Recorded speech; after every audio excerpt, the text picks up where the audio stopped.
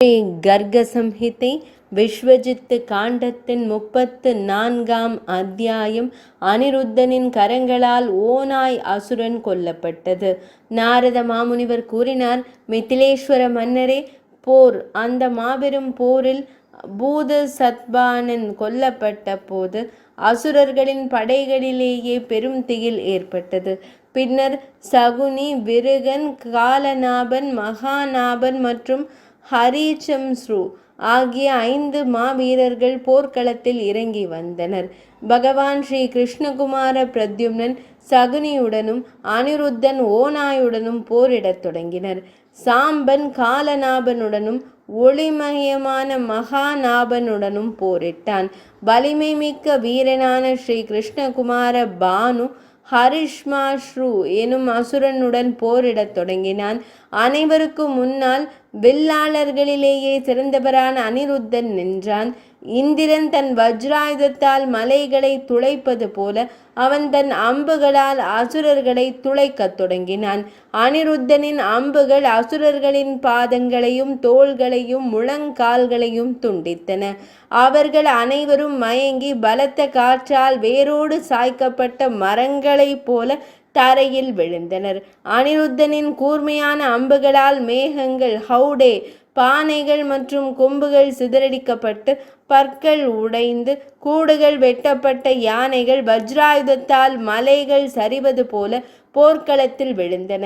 யானைகள் 2ஆக கிடந்தன. அவற்றின் மேலே காஷ்மீரி ஊஞ்சல் பிரகாசித்து கொண்டிருந்தது. யானைகளின் உடைந்த பானைகளிலிருந்து ஆங்காங்கே சிதறியிருந்த முத்துக்கள் ஒளிர்ந்தன. ராஜேந்திரரே, அம்புகளால் ஏற்பட்ட இருளில் இரவில் நட்சத்திரங்கள் ஒளிர்வது போல அவை பிரகாசித்தன. அனிருத்தனின் அம்புகளால் தாக்கப்பட்டு பல வீரர்கள் உடல் சிதைந்து தரையில் கிடந்தனர். அந்த காட்சி அற்புதமாக தோன்றியது. எத்தனை தேர்கள்!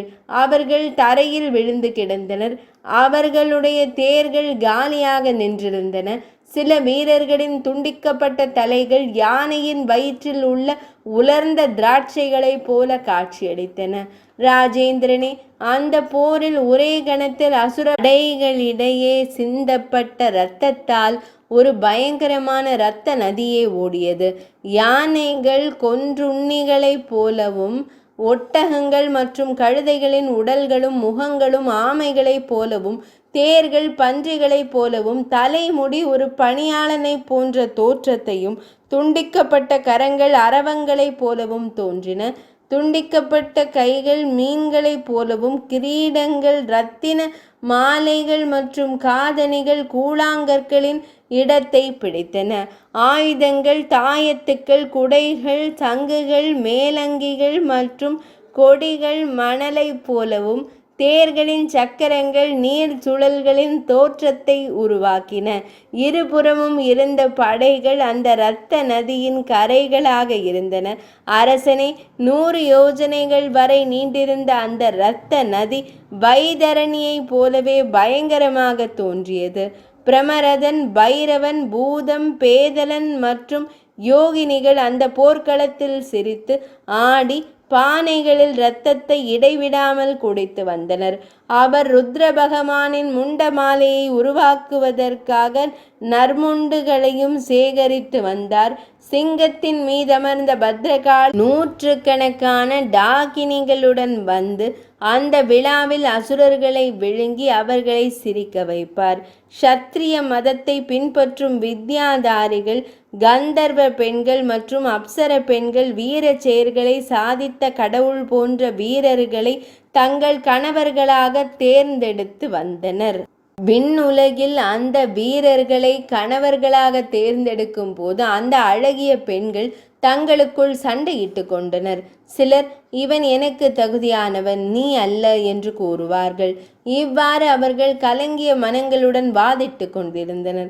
சில வீரர்கள் தங்கள் தர்மத்தில் உறுதியாக இருந்து போர்க்களத்திலிருந்து சற்றும் விலகவில்லை. எனவே சூரிய மண்டலத்தை துளைத்த பின்னர் அவர்கள் தெய்வீக விஷ்ணுபதத்தை அடைந்தனர். சில அசுரர்கள் அனிருத்தனை தங்கள் எதிரியாக கண்டு ஓடிவிட்டனர். சில அசுரர்கள் தங்கள் போரை கைவிட்டு 10 திசைகளிலும் தப்பி ஓடினர். சரியாக அதே கணத்தில் கழுதையின் மீது அமர்ந்திருந்த அச்சமூட்டும் அசுரனான விருக்கன் கர்ஜித்தவாறே தனது வில்லை மீண்டும் மீண்டும் சுழற்றி போருக்குள் பாய்ந்தான். போர் வெறி கொண்ட அந்த அசுரன் 10 அம்புகளையும் எய்து அனிருத்தனின் வில்லையும் அதன் நாணையும் அறுத்தான். தனது வில் அறுபட்ட நிலையில் வலிமை மிக்க அனிருத்தன் மற்றொரு வில்லை எடுத்து 10 அம்புகளால் விருக்கனின் கைத்தடியை நொறுக்கினான். விருக்கனின் உதடுகள் ஆத்திரத்தில் நடுங்கின. தனது திரிசூலத்தை உயர்த்தி அவன் நாக்கை வெளியே தொங்கவிட்டான். வில்லாளர்களில் சிறந்தவனான அனிருத்தனிடம் அவன் கூறினான். அந்த அசுரன் கூறினான், நீ ஒரு வலிமை மிக்க சத்திரியன். இன்று என் படையை அழித்து விட்டாய். எனவே நான் உன்னை இப்போதே கொல்வேன். என் வியக்கத்தக்க வீரத்தை நீயே காண்பாய் என்றான். அனிருத்தன் கூறினான், அரக்கனே, தற்பெருமை பேசுபவர்களால் இங்கு ஒன்றும் செய்ய இயலாது. நான் உன்னை இப்போதே கொன்று விடுவேன். எனது உன்னத வீரத்தை நீ காண்பாய். போர்க்களத்தில் உன்னை கொல்ல முடியாவிட்டால் என் சபதத்தை கேட்பாய். பிராமணர்கள், பசுக்கள், பிறக்காத குழந்தைகள் மற்றும் சிறுவர்களை கொன்ற பாவத்திற்கு நான் என்றென்றும் குற்றவாளியாக இருப்பேன். நாரத மாமுனிவர் கூறினார், அரசரே, கழுதையின் மீது அமர்ந்திருந்த அந்த தீய ஓநாய் சபதம் செய்து வில்லாளர்களில் சிறந்தவனான அனிருத்தனை திரிசூலத்தால் தாக்கியது. ஆனால் அரசே, பிரத்யும்னானந்த அனிருத்தன் அந்த திரிசூலத்தை தனது இடது கரத்தினால் பிடித்து திடீரென்று வலிமை மிக்க அசுரனான விருட்சனை காயப்படுத்தினான். அப்போது அந்த அசுரன் கோபத்தால் நிரம்பி ஒரு கனமான கதாயுதத்தை எறிந்து திடீரென்று அனிருத்தனின் தேரை தாக்கினான். அவனை பலவந்தமாக நொறுக்கினான். பின்னர் பிரத்யும்னனின் மகன் தேவேந்திரன் தன் வஜ்ராயுதத்தால் மலைகளின் 2 இறக்கைகளையும் விரைவாக வெட்டியது போல தன் கூர்மையான வாளால் எதிரியின் 2 கரங்களையும் வெட்டினான். பின்னர் கரங்களற்ற அந்த அசுரன் தன் பாதங்களால் பூமியை அதிரச் செய்து தொங்கும் நாவோடு தன் பயங்கரமான வாயினை திறந்தான். அது முழு வானத்தையும் விழுங்கிவிடும் போல தோன்றியது. பின்னர் ஒரு பெரிய மீனை விழுங்கும் முதலையைப் போல கோரமான பற்களை கொண்ட அந்த அசுர அரசன் பிரத்யும்னனின் மகன் அனிருத்தனை விழுங்கினான். மகாராஜரே, அவர் பகவான் ஸ்ரீ கிருஷ்ணரின் பேரன். அதனால் அவர் அசுரனின் வயிற்றிற்குள் சென்ற போதும் பகவான் ஸ்ரீ கிருஷ்ணரின் அருளால் அவர் இறக்கவில்லை. மாறாக மீனின் வயிற்றில் இருந்த பிரத்யும்னனை போல உயிர் பிழைத்தார். அகாசுரனின் வயிற்றில் பகவான் ஸ்ரீ கிருஷ்ணர் இடையர்களை காப்பாற்றியது போலவும் வாகாசுரனின் வயிற்றில் பகவான் ஸ்ரீ கிருஷ்ணரை இறக்காதது போலவும் விருத்ராசுரனின் வயிற்றில் தேவேந்திரன் காப்பாற்றப்பட்டது போலவும் அனிருத்தன் விருத்ராசுரனின் வயிற்றில் காப்பாற்றப்பட்டான். விதேகத்தின் அரசரே, அந்த தருணத்தில் யாதவ படை பெரும் அமளியில் இருந்தது. பலதேவரின் தம்பியான கதன் தனது கதாயுதத்தை எடுத்து வலிமை மிக்க விருக அசுரனின் தலையில் அடித்தான். அசுரனின் தலை பிளந்து இரத்த துளிகள் வழிய தொடங்கின. காவி கலந்த நீரோடை விந்தியாச்சலத்தை அலங்கரிப்பதைப் போல அந்த இரத்த பெருக்கெடுத்து ஓடியது. அந்த பிரம்மாண்டமான அசுரனை அலங்கரித்தது. பின்னர் அர்ஜுனன் தன் வாளை எடுத்து சிரமமின்றி அவனது 2 பாதங்களையும் வெட்டினான். பாதங்கள் துண்டிக்கப்பட்ட நிலையில் இறக்கைகள் வெட்டப்பட்ட மலையைப் போல அவன் தரையில் விழுந்தான்.